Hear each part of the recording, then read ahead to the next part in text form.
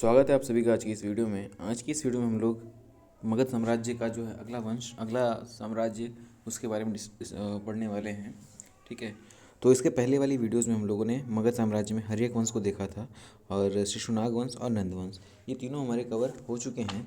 और आज की इस ये जो वीडियो होने वाली है स्पेशली मौर्य साम्राज्य और साथ ही साथ जो सिकंदर है, सिकंदर द ग्रेट, उसके बारे में हम लोग पढ़ेंगे।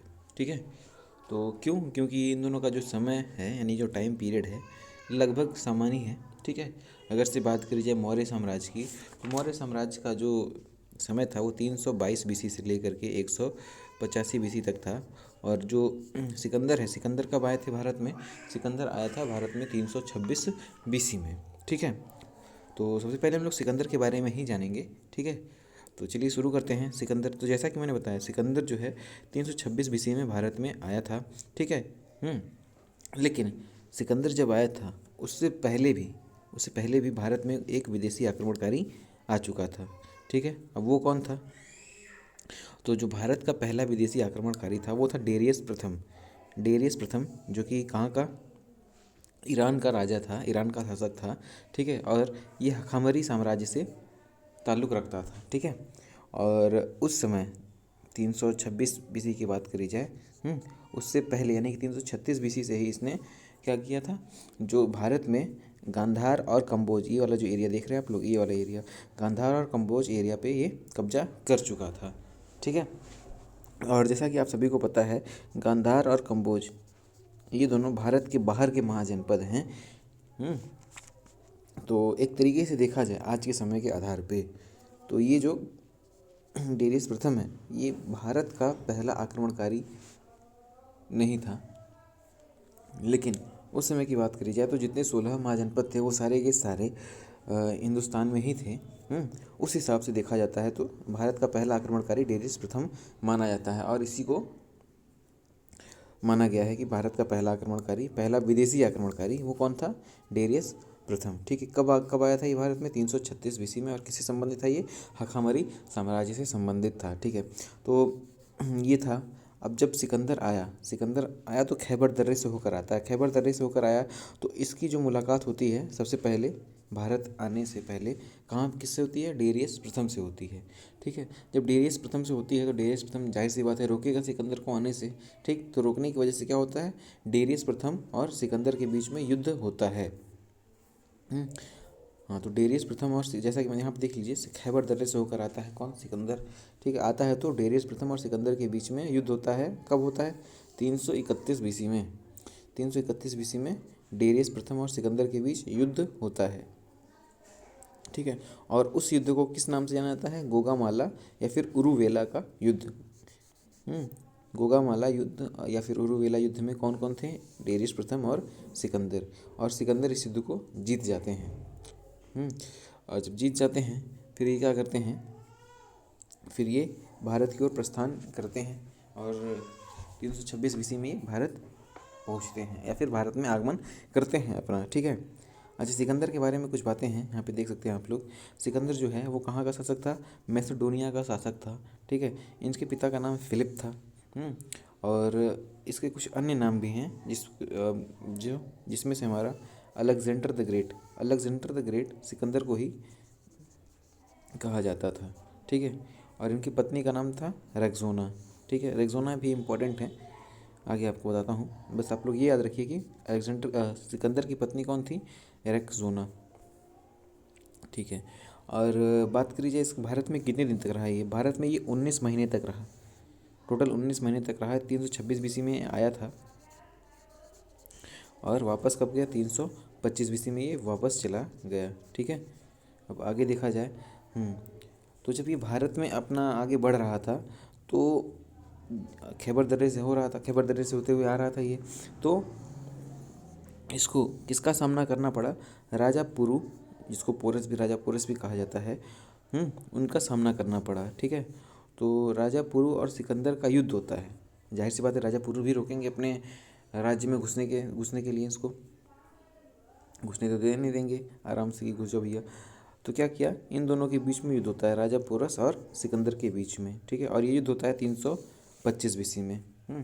अब 325 BC में जब ये युद्ध होता है तो इस युद्ध का नाम भी क्या क्या था? वैसे इस युद्ध को जीतते कौन है? सिकंदर जीतते हैं, ठीक है। और इस युद्ध का नाम था झेलम का युद्ध, वितत्सा का युद्ध, हाइडेस्पीच का युद्ध, ठीक है। और ये युद्ध कब होता है? ये युद्ध होता है 325 BC में, ठीक। तो इस युद्ध के बाद सिकंदर पूरी तरीके से भारत में पूरी तरीके से घुस जाते हैं, ठीक है। अच्छा, जब ये युद्ध खत्म होता है, सिकंदर जीत जाते हैं, राजापुरु हार जाते हैं। जब राजापुरु हार जाते हैं तो इनको क्या कर लिया जाता है? इनको बंदी बना लिया जाता है, ठीक है। और समय के साथ साथ ये क्या हो जाते हैं? राजापुरु सिकंदर के विश्वास पात्र हो जाते हैं, यानी सिकंदर इनको बहुत ही मानजान करने लगता है, ठीक है। और इतना प्रिय हो जाता है, इतना प्रिय हो जाता है कि सिकंदर की जो पत्नी होती है रेक्सोना, उसको उसकी शादी नहीं, सॉरी, उसको रेक्सोना और राजापुरु को आपस में भाई बहन बना देता है। राजापुरु रेक्सोना से राखी बंधवा लेते हैं। माना जाता है कि जो राजापुरु हैं वो काफ़ी आकर्षक दिखते थे, और जब रेक्सोना ने राजापुरु को देखा था तो उनके मन में भी थोड़ी बहुत आकर्षण इनके प्रति उत्पन्न हो गई थी, जिसको सिकंदर ने नोटिस कर लिया था। तो सेफ होने के लिए इन्होंने क्या कर दिया? राजापुरु और रेक्सोना को राखी के बंधन में बांध दिया, ऐसा माना जाता है, ठीक है। सिकंदर अब आगे बात करते हैं। सिकंदर की सेना जो है वो व्यास नदी नहीं पार की, यानी व्यास नदी को पार करने से मना कर दिया। क्यों?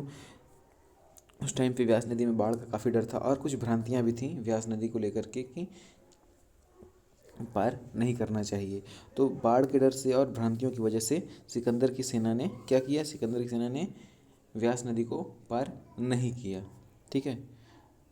अब बात करते हैं सिकंदर के गुरु के बारे में। आप देख सकते हैं सिकंदर के गुरु कौन है?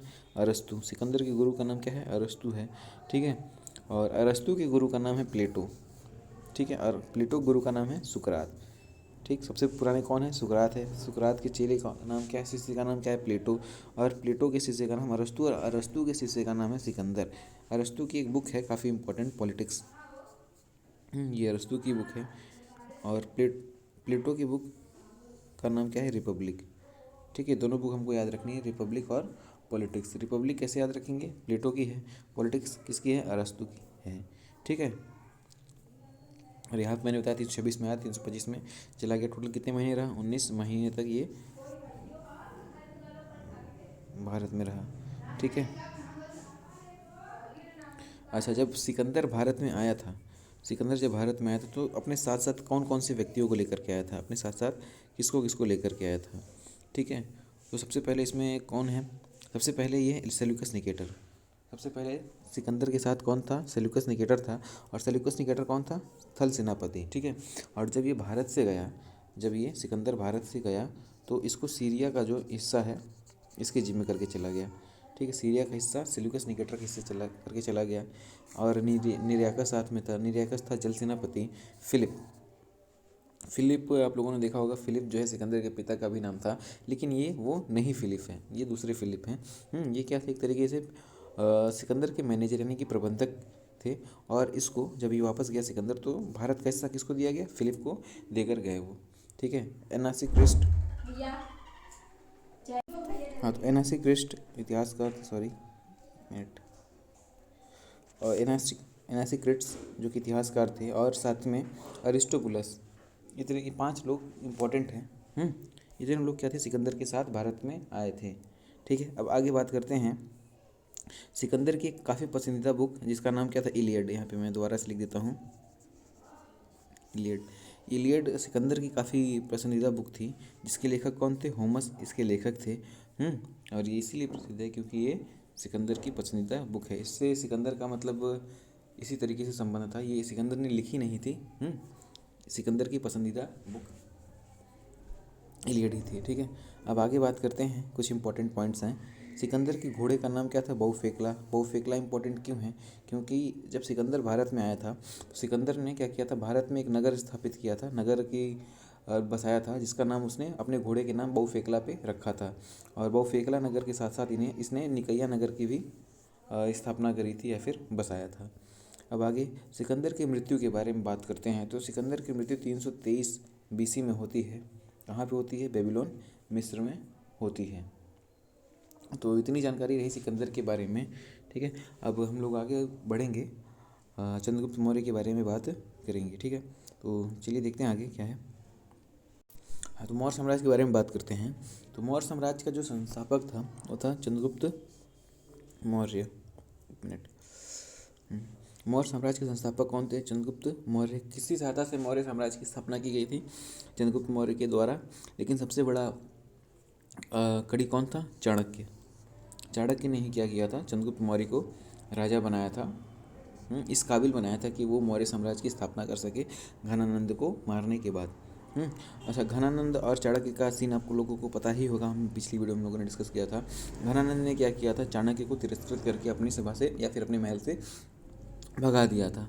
ठीक है, जिस वजह से चाणक्य क्या किए? चाणक्य ने चंद्रगुप्त मौर्य को इस काबिल बनाया कि वो घनानंद को पराजित कर सके, और पराजित करके इन्होंने क्या किया? मौर्य साम्राज्य की स्थापना की। और जब मौर्य साम्राज्य की स्थापना की उस समय राजधानी क्या थी? पाटलिपुत्र। यानी कि मौर्य साम्राज्य के पहले जो राजा थे, संस्थापक थे, उन्होंने राजधानी क्या बनाई? पाटलिपुत्र बनाई। ठीक है। अच्छा, चाणक्य के बारे में बात कर लेते हैं। तो चाणक्य जो हैं वो प्रधानमंत्री थे किसके? मौर्य साम्राज्य के, या फिर कह लीजिए चंद्रगुप्त मौर्य के प्रधानमंत्री थे। इनकी एक पुस्तक है काफ़ी इंपॉर्टेंट, कौन सी? अर्थशास्त्र। ठीक है, अर्थशास्त्र जो कि राजनीति से संबंधित है, राजनीति से संबंधित पुस्तक अर्थशास्त्र है। ठीक है। अच्छा, चाणक्य के बारे में बात करिए तो चाणक्य के कुछ अन्य नाम भी हैं, जिसमें से विष्णुगुप्त। इनका वास्तविक नाम क्या है? विष्णुगुप्त। कौटिल्य के नाम से भी इनको जाना जाता है। और भारत का मैकियावेली। भारत का मैकियावेली भी किसको कहते हैं? चाणक्य को ही कहते हैं। अच्छा, मैकियावेली क्यों कहते हैं? जो मैकियावेली हैं, मैकियावेली जो थे वो ये यूनानी लेखक थे।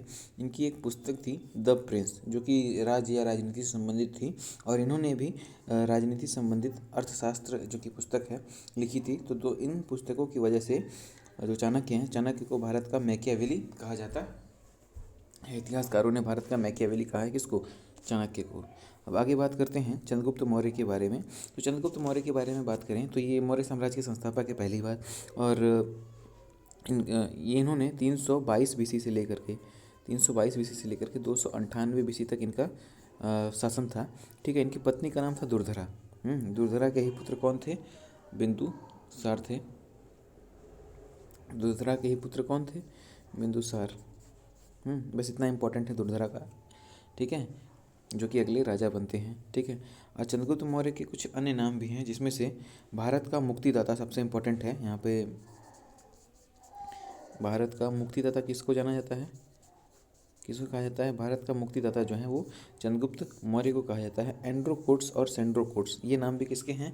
चंद्रगुप्त मौर्य के हैं। एंड्रोकोट्स किसने नाम दिया था? एंड्रोकोट्स की बात करिए तो एंड्रोकोट्स कहा था एपियन और प्लूटार्क ने। एपियन, प्लूटार्क ने चंद्रगुप्त मौर्य को एंड्रोकोट्स कहा था। और सेंड्रोकोट्स किसने कहा था? जस्टिन ने। जस्टिन ने किसको? चंद्रगुप्त मौर्य को सेंड्रोकोट्स कहा था। ठीक है। अब आगे बात करते हैं 305 बीसी में क्या होता है? चंद्रगुप्त मौर्य और सेल्यूकस निकेटर का युद्ध होता है। 305 बीसी में चंद्रगुप्त मौर्य और सेल्यूकस निकेटर के बीच में युद्ध होता है, और जीतता कौन है? चंद्रगुप्त मौर्य जीत जाते हैं और सेल्यूकस निकेटर हार जाते हैं।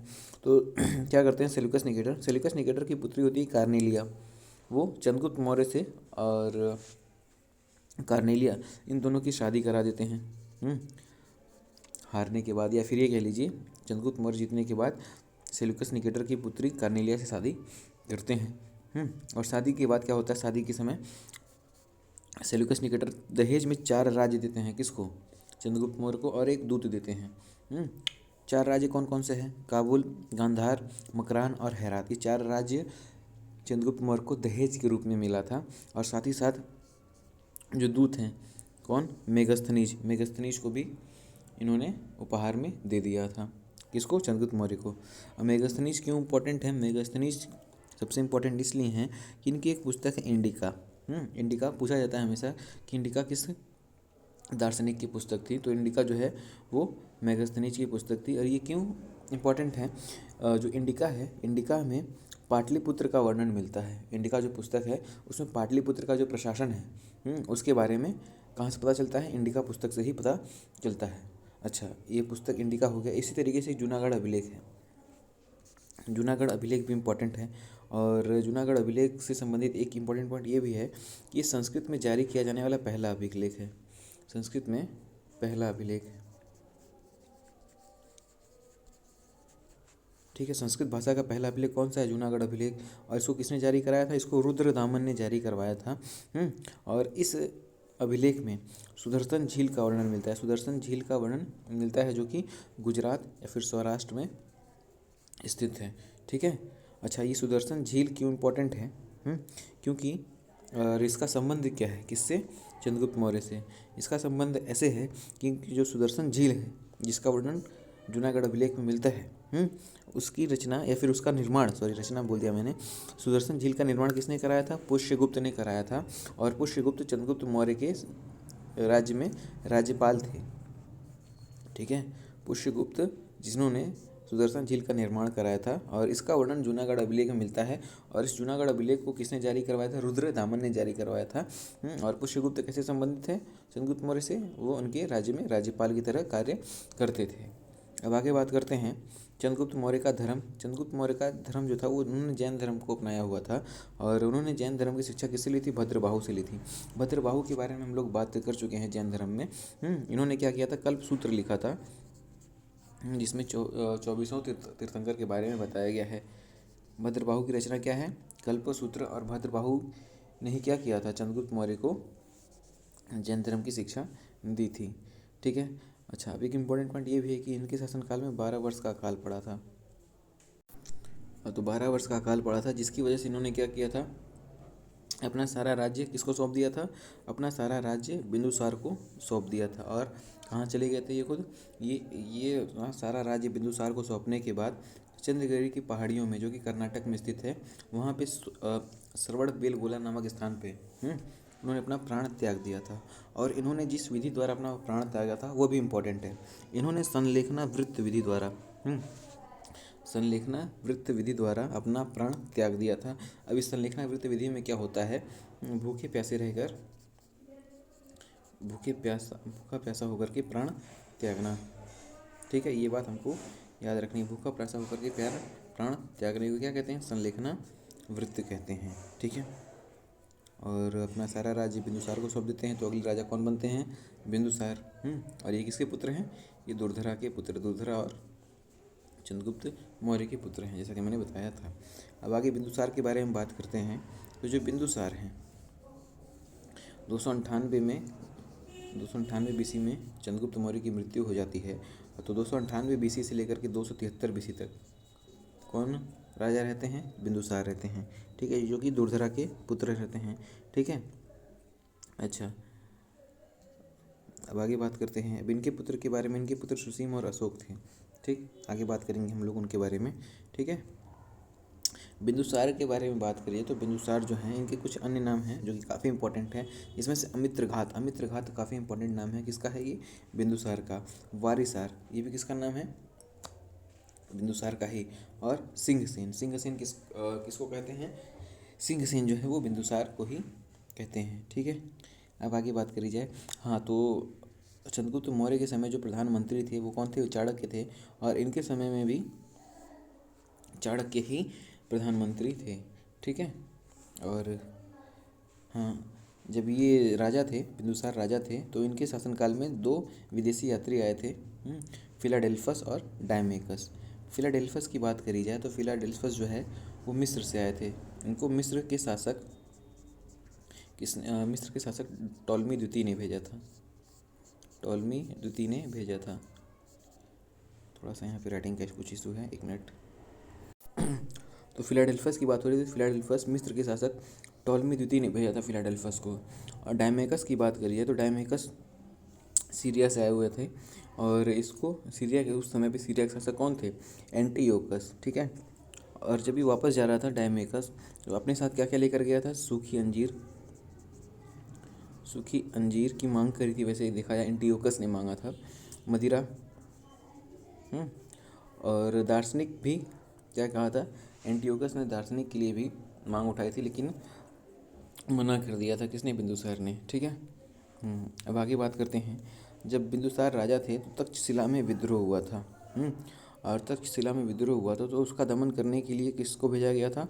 सुसीम को। बिंदुसार ने सुसीम को भेजा था, ठीक है, उस अशांति को शांत करने के लिए। और सुसीम के बारे में मैंने बताया था क्या कि ये सुसीम जो है वो बिंदुसार के बड़े पुत्र थे, ठीक है। तो सुसीम ने तक्षशिला के विद्रोह या फिर तक्षशिला में जो शांति चली थी फैली हुई थी उसको शांत किया। ये क्वेश्चन पूछ लेता है कि तक्षशिला के विद्रोह में कौन गया था? बिंदुसार का बड़ा पुत्र सुसीम गया था।